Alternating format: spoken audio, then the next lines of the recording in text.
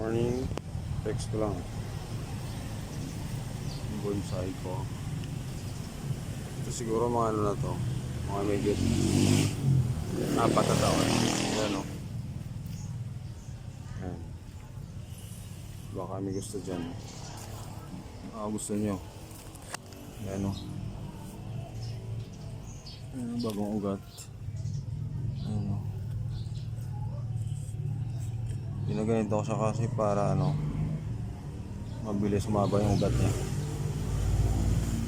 Ayan o. Maganda kasi sa tubig. Ayan. Ito.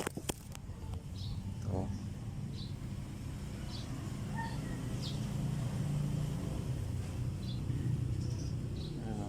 Ito yung ginagamit ko na pang ano, panglinis. Ayan.